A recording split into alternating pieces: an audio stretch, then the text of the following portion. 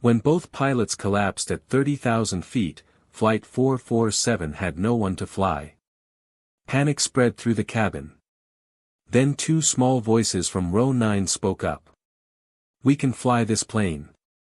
Everyone turned to see 8-year-old twin girls standing calmly, ready to save 147 lives. Before you watch full story, comment below from which country are you watching. Don't forget to subscribe for more amazing stories. The morning sun shone brightly over Chicago O'Hare Airport. Passengers walked through the busy terminal, pulling their bags behind them. Flight 447 to Denver was boarding at Gate 12. Among the crowd were two identical twin girls, Sarah and Emma Mitchell. They were both 8 years old with bright eyes and big smiles. Sarah carried a small backpack with airplane pictures on it. Emma held a toy airplane in her hands. It looked exactly like a real Boeing 737. The girls loved everything about flying. Their father, Captain James Mitchell, was a flight instructor at the Air Force Academy. He had taught them about planes since they were very young. "I'm so excited," Emma said to her sister as they walked down the jet bridge. "Me too," Sarah replied. "Remember, we're sitting in row 9 today." The girls found their seats, 9A and 9B, right next to the window. Sarah sat down and pulled out a small flight manual from her backpack. Emma placed her toy plane on her lap and looked out the window at the ground crew working below. A flight attendant named Jessica walked down the aisle. She smiled at the passengers and began the safety demonstration. Sarah watched carefully and quietly said the words along with her. Emma studied the safety card in the seat pocket like it was the most important thing in the world. "Remember what Dad taught us?" Sarah whispered. "Always stay calm in an emergency," Emma whispered back. In the cockpit, Captain Rick Torres sat in the left seat.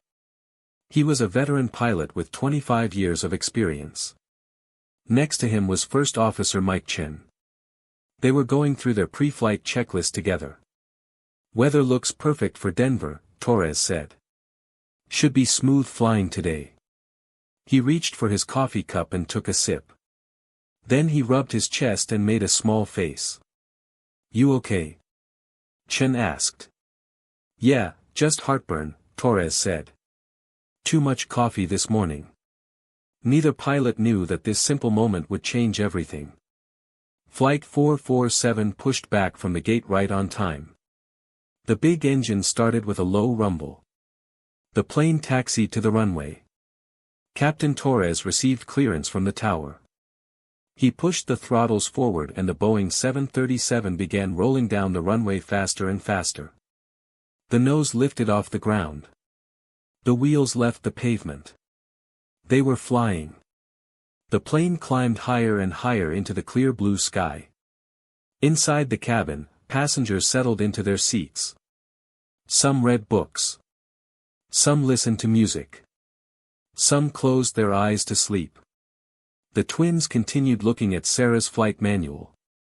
"This shows how the autopilot works," Sarah explained to Emma, pointing at a diagram. "What does autopilot do?" Emma asked. "It helps fly the plane," Sarah said. "But the pilots still have to watch everything. They check the altitude, the heading, and the speed." "What if something breaks?" Emma asked. "Then they switch to manual control," Sarah answered. "But Dad says that's really hard. You need lots of practice." 45 minutes into the flight, they were cruising peacefully at 30,000 feet. The flight was going perfectly. The passengers were quiet and comfortable. The sky outside was beautiful and clear. Then everything changed in an instant. In the cockpit, Captain Torres suddenly grabbed his chest. His face twisted in pain. "Mike, something's wrong," he gasped. His body slumped forward onto the controls. "Rick! Rick!" Chen shouted. He reached over and checked for a pulse. There was nothing. His captain was unconscious. The autopilot disengaged with a loud warning beep. Chen's hands shook as he grabbed the radio. Mayday, Mayday, Mayday. Denver Center, this is Flight 447. We have a medical emergency. The captain is unconscious. But before he could finish speaking, Chen suddenly gasped. His hand went to his throat. His coffee cup fell from his other hand and spilled across all the controls. Then he collapsed next to the captain. Both pilots were now unconscious. Nobody was flying the plane. The aircraft began to descend slowly without anyone controlling it. The nose dropped slightly. The altitude started decreasing. In the cabin, some passengers noticed a small change in the engine sound. Jessica, the flight attendant, had worked on planes for many years. She could feel that something was different. Something was wrong. She walked quickly toward the front of the plane. She knocked on the cockpit door. Nobody answered. She knocked again harder. Still nothing. Using her emergency key, she unlocked the door and stepped inside. What she saw made her heart stop. Both pilots were slumped over in their seats. Nobody was holding the controls. Red and yellow warning lights flashed all over the instrument panel. The plane was flying itself, but it was slowly going down. Jessica grabbed the radio with shaking hands. This is Flight Attendant Jessica on Flight 447. We have an emergency. Both pilots are down. I repeat, both pilots are unconscious. Flight 447, say again, the voice from ground control crackled back. Denver Center, both pilots are unconscious, Jessica said, her voice breaking. She checked both men for a pulse. Captain Torres had none. First Officer Chen's pulse was very weak.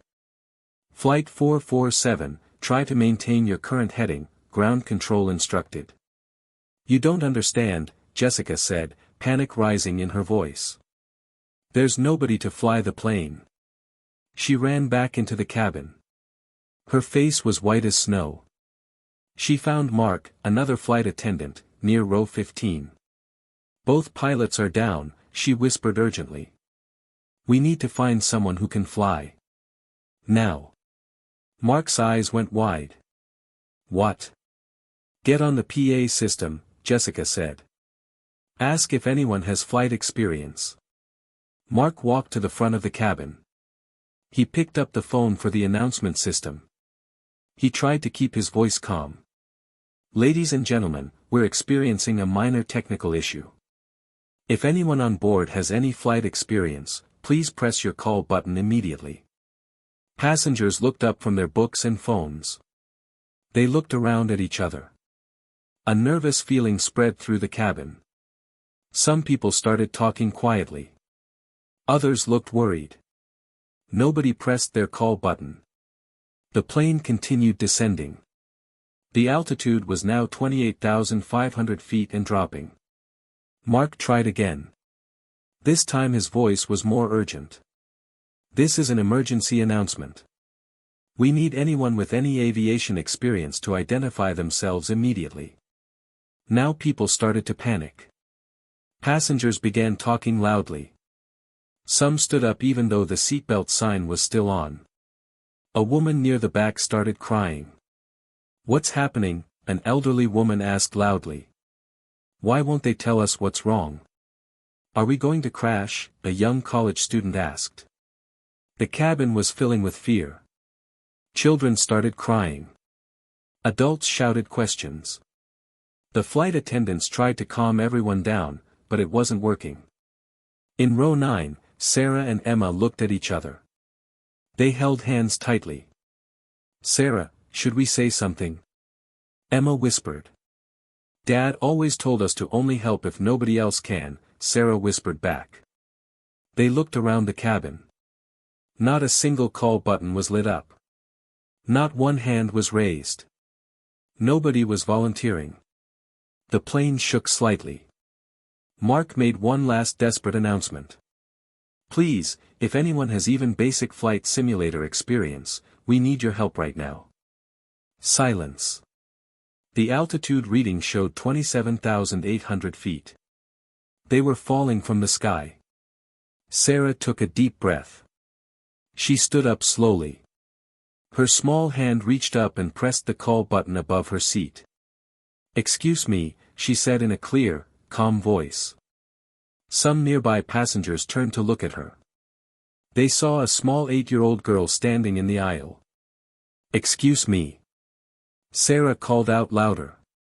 "We can fly." The entire cabin went completely silent. Everyone stopped talking. Everyone turned to look at the little girl. Jessica rushed over. She knelt down so she was at eye level with Sarah. "Sweetie, this isn't a game. We need real pilots." Emma stood up next to her sister. "Our dad is Captain James Mitchell. He teaches at the Air Force Academy. He's been training us since we were 5 years old." A businessman in first class stood up. "You want to let children fly the plane? Are you crazy?" Sarah looked up at him with steady eyes. "We know the Boeing 737 systems. We've practiced over 200 hours in our dad's home flight simulator. We know emergency procedures."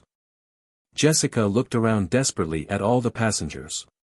"Does anyone else have any flight experience at all?" Nobody answered. The silence was complete. The plane kept descending. 26,900 feet now. Emma stepped forward. "Ma'am, every second we wait, we lose more altitude. If we don't level off soon, we'll be too low to recover."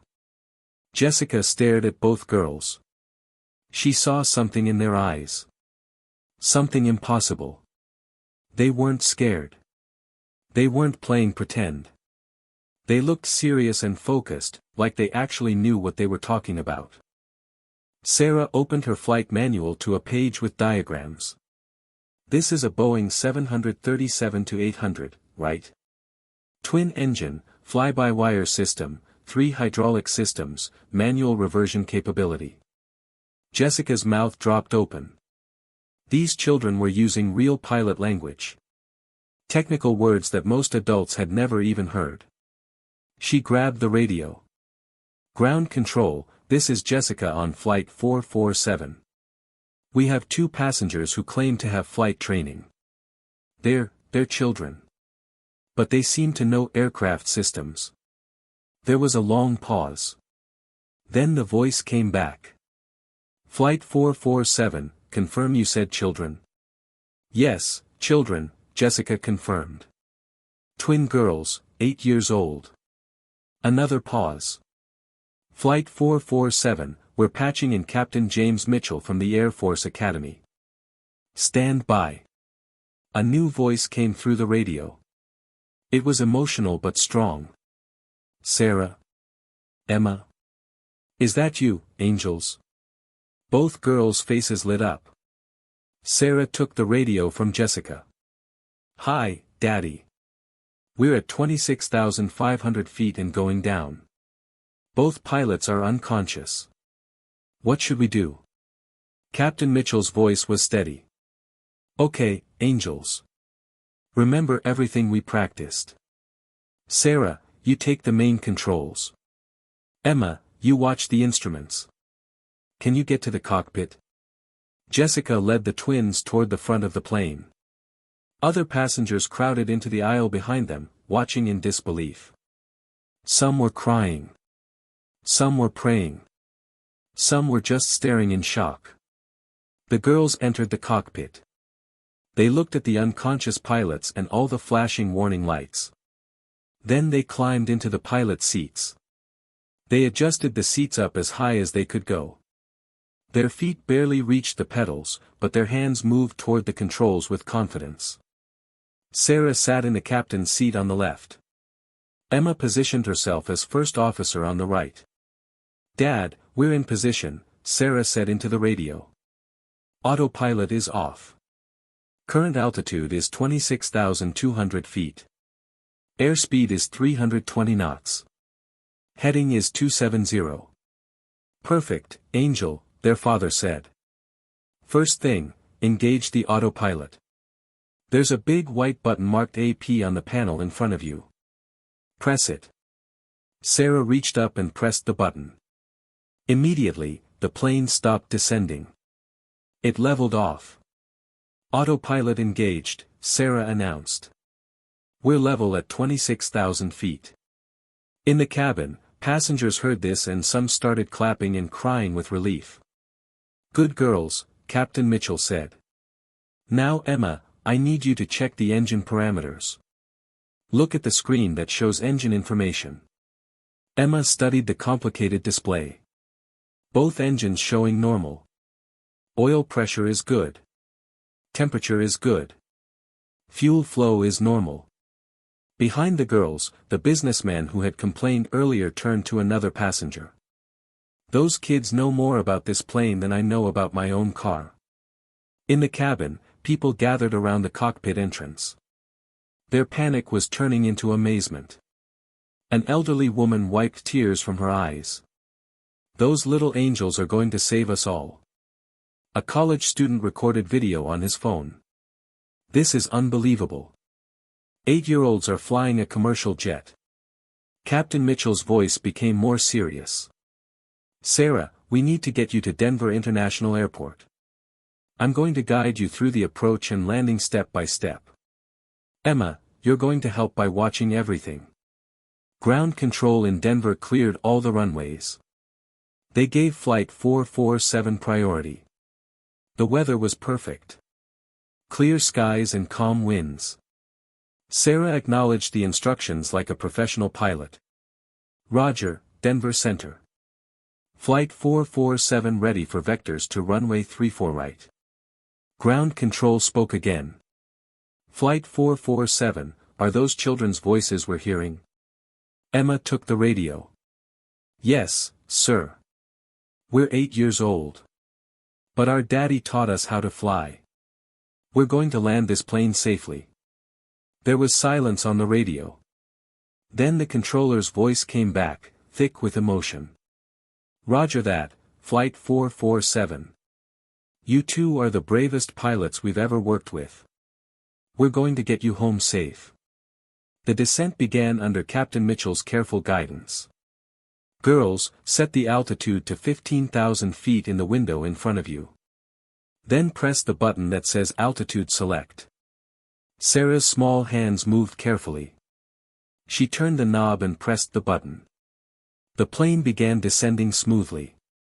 Beginning descent to 15,000 feet, Sarah reported. Going down at 1,500 feet per minute. Perfect technique, Angel, her father said with pride in his voice. Emma, watch the airspeed. We want to keep it at 280 knots. Emma's eyes stayed focused on the instruments.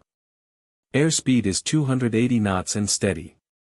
Throughout the cabin, flight attendants prepared everyone for an emergency landing. Passengers watched the cockpit in complete awe. 2 small children were doing the impossible. As they descended through 15,000 feet, Denver approach gave them new instructions.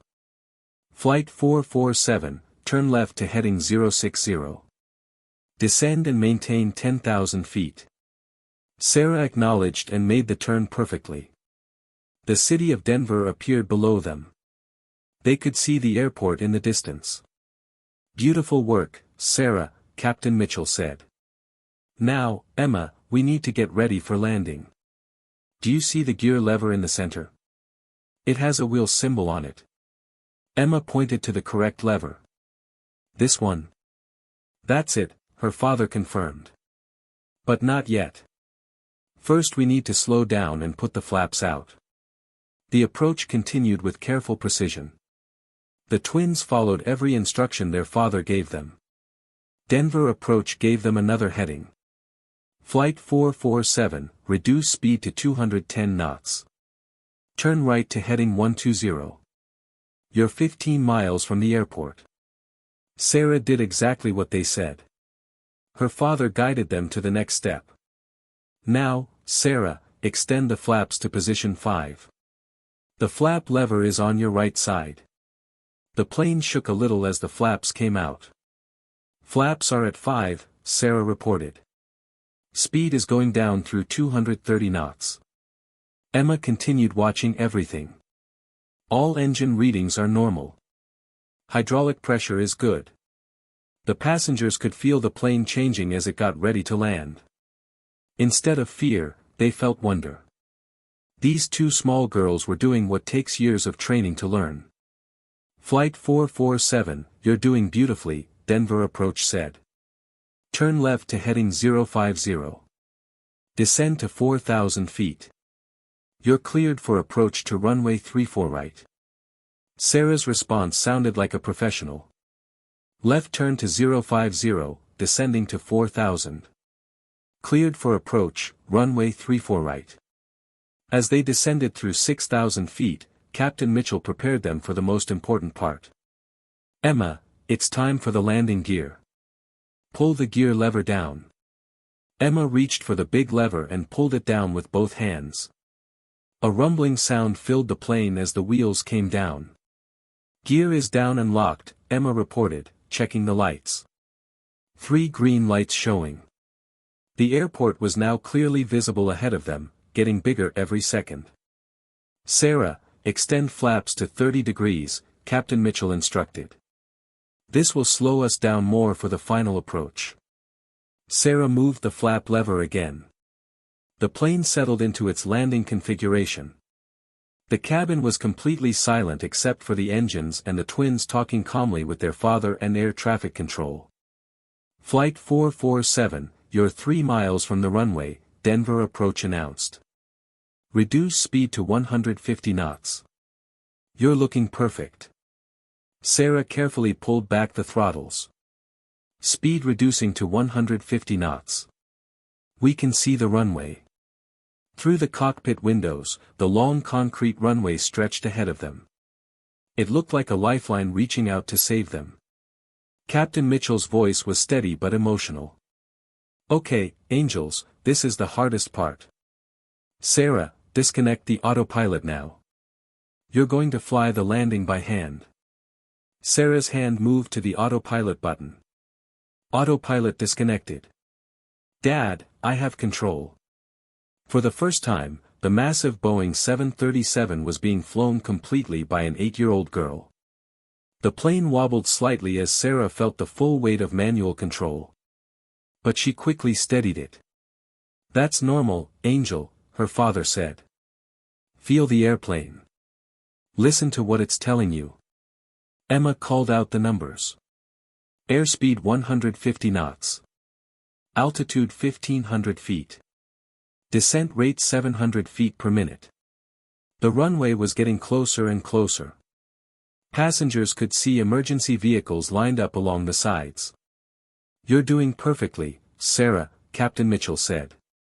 At 500 feet, start reducing power and raising the nose slightly for touchdown. Denver approach cleared them for landing. Flight 447, winds are calm. Cleared to land runway 34 right. Emergency equipment is standing by.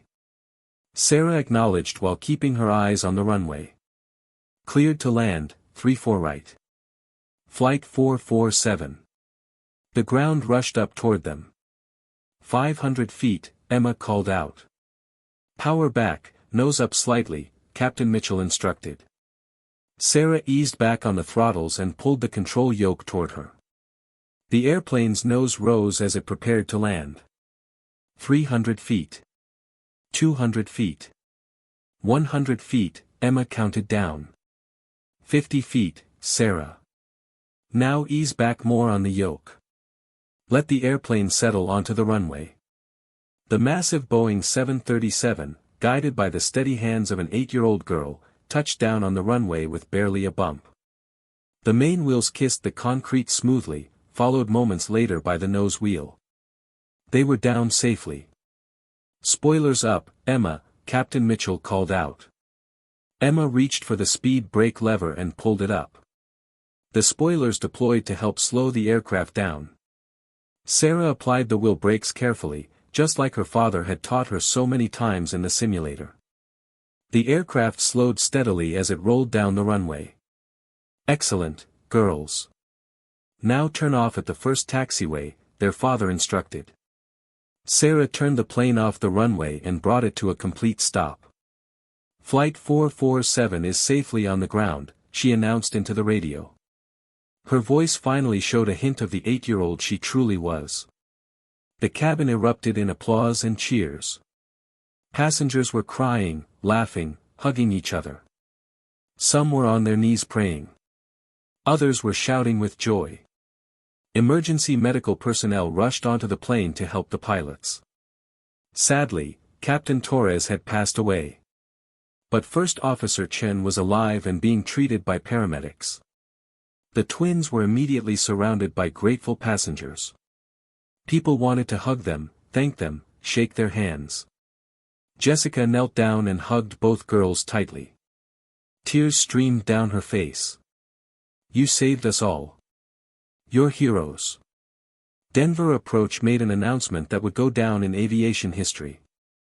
"Ladies and gentlemen, Flight 447 has been successfully landed by 8-year-old Sarah Mitchell with assistance from her twin sister Emma. This is the youngest successful emergency landing ever recorded." The twins sat quietly together, holding hands. They had done exactly what their father taught them. Stay calm. Think clearly. Act decisively. What they didn't know was that their incredible actions would inspire young people everywhere and remind the world that heroes come in all sizes. Captain James Mitchell arrived at Denver International Airport within hours. He ran across the tarmac and embraced his daughters. Through tears of pride and relief, he spoke to reporters. "I trained them to be pilots, but I never imagined they'd have to save 147 lives at 30,000 feet. They're my sky angels, and today they became everyone's angels." The story of Flight 447 became legendary. The day 2 8-year-old girls took control of a Boeing 737 and brought it safely home. Sarah and Emma Mitchell had proven that courage, knowledge, and calm determination know no age limits. In a world that often seems full of disasters and problems, they reminded everyone that sometimes the smallest hands can perform the greatest deeds. The Federal Aviation Administration later gave both girls a special award. They noted that the twins showed extraordinary skill and composure under pressure that exceeded many professional pilots. The flight manual that Sarah clutched throughout the entire ordeal was donated to the Smithsonian National Air and Space Museum. It sits there today as a reminder of the power of preparation, education, and courage. Years later, when people asked them about that day, Sarah and Emma always gave the same answer. "Dad taught us that flying isn't about size or age. It's about knowledge, respect for the aircraft, and never giving up when people are counting on you." Flight 447 landed safely not because of luck or chance, but because two extraordinary young girls had been raised to understand that with great knowledge comes great responsibility. Sometimes the smallest pilots have the biggest hearts. The passengers of Flight 447 never forgot their sky angels. The twin girls in row 9 who turned what could have been a terrible tragedy into an inspiring triumph. In a world where heroes are often larger than life, Sarah and Emma Mitchell proved that sometimes the greatest heroes are exactly as tall as they need to be to reach the controls and save the day. The story spread around the world. News channels covered it for weeks. Newspapers wrote front-page stories. The twins appeared on television shows. People everywhere talked about the miracle of Flight 447. But Sarah and Emma remained humble. They continued going to school. They continued studying aviation with their father. They continued being normal 8-year-old girls who just happened to save nearly 150 lives one ordinary Tuesday morning. Their story became a lesson taught in flight schools. It became a case study in staying calm during emergencies. It became proof that proper training and preparation can make the difference between tragedy and triumph. Captain James Mitchell continued teaching at the Air Force Academy, but now he had a new story to tell his students. A story about his two daughters who showed the world what it really means to be a pilot. The aviation community celebrated the twins as heroes. But to Sarah and Emma, they were just doing what their dad had taught them. They were just using the knowledge and skills they had learned through years of practice and dedication. And that, perhaps, is the most important lesson of all. Heroes aren't born. They're trained, prepared, and ready when the moment comes. Flight 447 proved that in the most dramatic way possible. Two small girls with big hearts and sharp minds saved the day simply by being ready, staying calm, and doing what needed to be done. Their story will be told for generations to come. A reminder that courage comes in all sizes, that knowledge is power, and that sometimes the most unlikely heroes are the ones who save the day. In the weeks following the incident, life changed dramatically for the Mitchell family. Their home was surrounded by news vans and reporters. People from around the world sent letters, gifts, and messages of support. The twins received teddy bears, flowers, and even model airplanes from admirers everywhere. Schools invited them to speak. Aviation companies wanted to sponsor their future training. Movie producers called asking for the rights to their story. But Captain Mitchell protected his daughters carefully. He made sure they could still be kids despite all the attention. They did something incredible, he told reporters at a press conference. But they're still 8 years old. They still need to do homework, play with friends, and just be children. Sarah and Emma returned to school 2 weeks after the incident. Their classmates treated them like celebrities. Teachers asked them to share their experience. But the twins remained modest and humble about everything. "We just did what Dad taught us," Sarah told her class during show and tell. "Anyone can learn if they practice and study hard." The survivors of Flight 447 formed a special bond. They created a group chat and stayed in contact with each other. Every year on the anniversary of the landing, they organized a reunion. The twins were always the guests of honor. At the first reunion, held exactly 1 year after the incident, over 100 passengers attended. They gathered at a hotel near Denver International Airport. There were tears, hugs, and countless thank yous. The businessman from first class, who had initially doubted the girls, stood up to speak. "I was wrong to question them. These two young ladies taught me that wisdom doesn't come with age. It comes with dedication and proper training. They saved my life, and I'll be forever grateful." The elderly woman who had called them angels approached the twins with a gift. It was a hand-knitted blanket with airplanes embroidered on it. "I made this for both of you," she said with tears in her eyes. "You're my guardian angels." Jessica, the flight attendant, became close friends with the Mitchell family. She visited them often and brought gifts for the girls. "I see them as my own nieces now," she said. "They're part of my family forever." First Officer Mike Chen recovered fully from his medical emergency. Doctors discovered he had suffered an allergic reaction to something in his coffee that morning. He was incredibly lucky to survive. Chen attended the reunion and met the twins again. He knelt down to their eye level and shook their hands formally. "You two saved my life," he said, his voice breaking with emotion. "I owe you everything. Thank you." The loss of Captain Rick Torres deeply affected everyone. His family attended the reunion to thank the girls personally. His wife embraced both Sarah and Emma tightly. "Rick would have been so proud of you both," she said through tears. "He always believed that good training could save lives. You proved him right. Thank you for bringing everyone else home safely." The Federal Aviation Administration conducted a thorough investigation of the incident. They examined every detail of what happened. Their final report praised the twins extensively. "The actions of Sarah and Emma Mitchell represent extraordinary airmanship," the report stated. "Their training, composure, and execution of emergency procedures exceeded professional standards. They are a credit to aviation and an inspiration to future pilots." However, the report also made recommendations. It suggested new safety protocols for detecting pilot medical emergencies earlier. It recommended better training for flight attendants in basic aircraft control. It proposed new technology to help passengers communicate with ground control during emergencies. The aviation industry took these recommendations seriously. Within 2 years, new safety systems were implemented across airlines worldwide. Flight 447 had changed aviation safety forever. Sarah and Emma continued their aviation education with renewed passion. Their father built a more advanced flight simulator at home. They practiced regularly, learning new skills and procedures. On their 9th birthday, the girls received a special gift.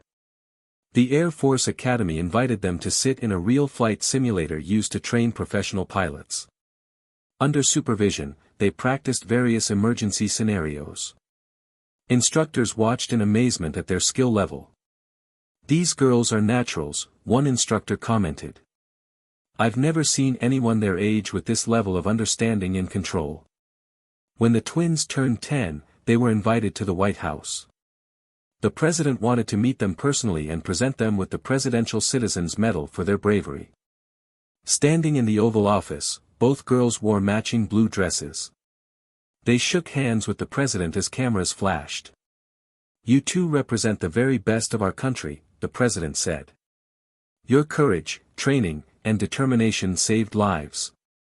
You've inspired millions of young people to pursue their dreams and be prepared for anything. Thank you for your service."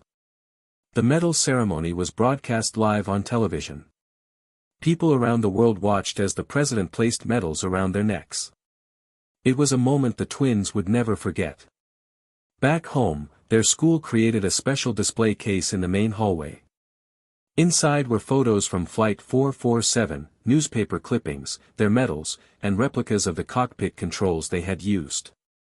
Students passed it every day, reminded that anything is possible with dedication. The twins inspired countless children to become interested in aviation. Flight schools reported a huge increase in young people wanting to learn. Aviation summer camps became more popular. Schools added more science and engineering programs. Captain Mitchell received thousands of emails from parents asking for advice. "How did you teach your daughters so well?" they wanted to know. "Can you help us train our children?" He eventually wrote a book titled Teaching Kids to Fly, Lessons from Flight 447. It became a bestseller. The book wasn't just about aviation. It was about the importance of education, preparation, and staying calm under pressure.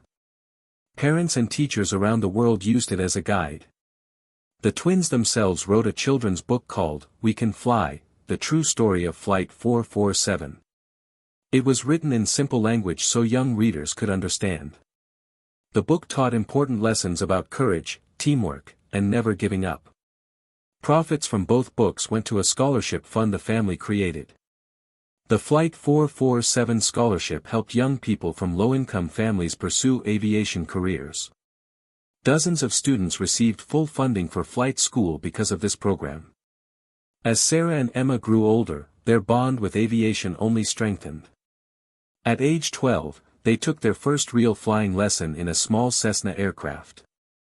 With an instructor beside them, they each took turns flying the plane. It felt natural and right. "This is where we belong," Sarah said, looking out at the clouds. "Up here, everything makes sense," Emma agreed. At 16, both girls earned their private pilot licenses on the same day. They were among the youngest people ever to do so. The local news covered the story. The headline read, "Heroes of Flight 447 earn wings again." Throughout their teenage years, the twins never forgot the passengers they had saved. They attended every annual reunion without fail. They listened to everyone's stories about how that day had changed their lives. The story of Flight 447 became part of aviation history. It was taught in flight schools as an example of the importance of training and preparation. It was studied in psychology classes as an example of staying calm under extreme pressure. Both girls went on to attend the Air Force Academy, following in their father's footsteps. They graduated with honors and became professional pilots. Their dream of flying had started with toy airplanes and flight manuals. It had been tested in the most dramatic way possible at age 8. And it had guided them toward their true calling in life. Today, Captain Sarah Mitchell and Captain Emma Mitchell fly for major airlines. They're known as two of the best pilots in the industry. Passengers feel safe knowing they're in the cockpit. Crew members feel honored to work with them. But more than that, they're remembered as the twin girls from row 9 who stood up when everyone else sat down. Who stayed calm when everyone else panicked. Who saved 147 lives because they were ready for a moment they never expected to face. Their story reminds us all that heroes don't need to be big, strong, or old. Heroes just need to be prepared, brave, and willing to act when the moment calls for it. And sometimes, the greatest heroes are exactly 8 years old with matching backpacks and a father who taught them well.